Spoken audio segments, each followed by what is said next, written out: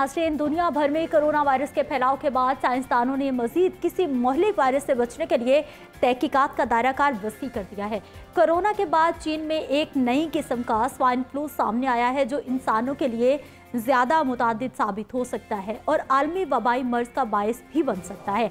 ये बुनियादी तौर पर स्वाइन फ्लू की एक नई किस्म है और चीनी माहिरीन ने 2011 से 2018 तक पिग्स में पाए जाने वाले इन्फ्लुएंजा और वायरसेस की जांच पड़ताल के दौरान दरियाफ्त की है। तिब्बी जरीदे journal Proceedings of the National Academy of Sciences में शाया तहकीक के मुताबिक इस वायरस में तमाम वो चीज़ें मौजूद हैं जो किसी वबाई वायरस का हिस्सा हो सकती हैं। चीन ने 2009 में स्वाइन फ्लू की वबा फैलने के बाद मुतअद्दिद इक़दाम किए थे और मुतासरा ममालिक से आने वाली परवाज़ों को रोकने के साथ साथ लाखों अफराद को करंतना में भी रखा था। अब जो नया वायरस दरियाफ्त किया गया है वो 2009 के स्वाइन फ्लू और एक नए वायरस का इम्तजाज है। ऐसा माना जाता है कि इस वक्त दुनिया भर में फैलने वाली कोरोना वायरस की वबा भी जनूब मगरबी चीन में पाए जाने वाली हॉर्स शो चमगादड़ों से किसी और जानवर में मुंतकिल हुआ और वुहान की सी फूड मार्केट से इंसानों में मुंतकिल हो गया। आलमी इदारा सेहत के तर्जुमान ने इस नई तहकीक के हवाले से कहा है कि आलमी इदारा नताइज को एहतियात से पढ़ेगा। इन नताइज को दीगर ममालिक तक पहुँचाया जाएगा, दीगर माहिरीन तक पहुँचाया जाएगा।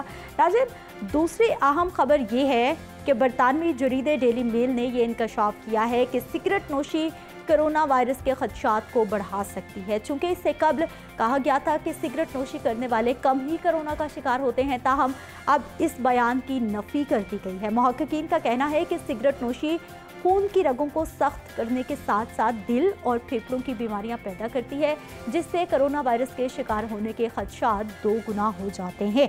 इस पर भी हम बात करेंगे क्योंकि पहले हमने बात की थी, माहिरीन की जानिब से यही बताया जा रहा था कि सिगरेट नोशी ख़तरनाक हो सकती है। उसके बाद इस बयान की तरदीद आई और कहा गया कि सिगरेट नोशी ख़तरनाक नहीं हो सकती या फिर कोरोना के खदशे को बढ़ा नहीं सकती। उसके बाद अब एक बार फिर से यही बयान की तरदीद की गई है और कहा गया है कि सिगरेट नोशी ख़तरनाक हो सकती है।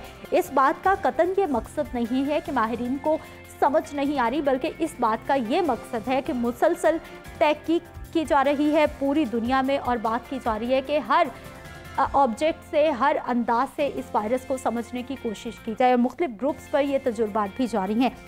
वबाई अमराज के हवाले से हमने बात करनी है। मेरे साथ मौजूद हैं जी प्रोफेसर फुरकाना, माहिर हैं आप वबाई अमराज की। डॉक्टर साहब, प्रोग्राम में आपको खुश आमदीद कहते हैं। ये चीन की जानिब से एक डॉक्टर साहब नए वायरस दरियाफ्त किया गया है जो कि बताया जा रहा है कि वो 2009 में जो इन्फ्लुएंजा आया था उससे बहुत मिलता जुलता है और इसमें वो तमाम खसूसियात हैं जो कि कोई वबाई मर्ज बन सकती हैं। क्या हमारे माहिरीन को भी इस पर रिसर्च करनी होगी, काम करना होगा? क्या हमें भी पहले ही एहतियाती तदाबीर अपनानी होंगी? जी, थैंक यू।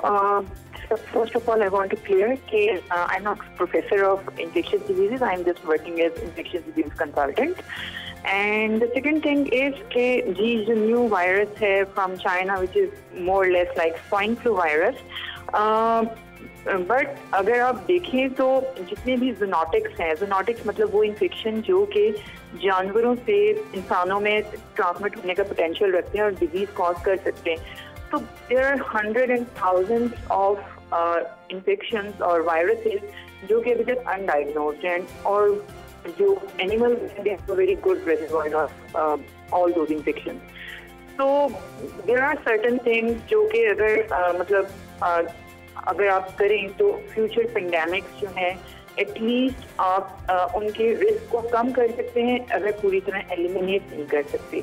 जिसमें से कुछ चीज़ें जो कि हैं कि फर्स्ट ऑफ ऑल डिफॉरेस्टेशन, चाहे वो ग्रेजिंग के लिए हो, चाहे वो रिहेबिलिटेशन के लिए हो, या फिर तो deforestation should be avoided. We should try to restore जो हमारा इकोसिस्टम है ताकि जो wildlife and human interface है उसको कम किया जा सके, ताकि जो ये स्पिल ओवर है वायरस का from wild animals to human, इसको हम कम कर सकें।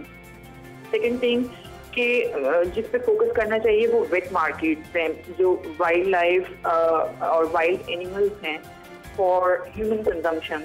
There should be a regulatory authority जो कि उनकी ट्रेड एंड फार्मिंग ऑफ जो वाइल्ड एनिमल्स हैं उनको कंट्रोल करे। There should be sanitary measures in the wet market ताकि फर्दर कोई स्पिल ओवर हो तो उसको कम किया जा सके। Moreover occupational health for all उन सब लोगों के लिए जो कि एनिमल हैंडलर्स हैं, बिकॉज अगर वो जो एनिमल हैंडलर्स हैं वो पहले लोग होंगे जो इन्फेक्ट होंगे किसी भी जूनोटिक से। तो अगर आप उनका प्रॉपर एक occupational health system in process कर देते हैं तो इसका मतलब ये होगा कि आप डिजीज को शुरू में ही कंट्रोल कर लेंगे। अगर आपको 2 या 3 केसेस ऐसे मिल जाते हैं जो कि एनिमल हैंडलर्स हैं और आप उसको वहीं पे कंट्रोल कर लेते हैं, then we should always take this COVID-19 as a learning opportunity to know the lapses, flaws जो भी हमारे सिस्टम के हेल्थ केयर सिस्टम में।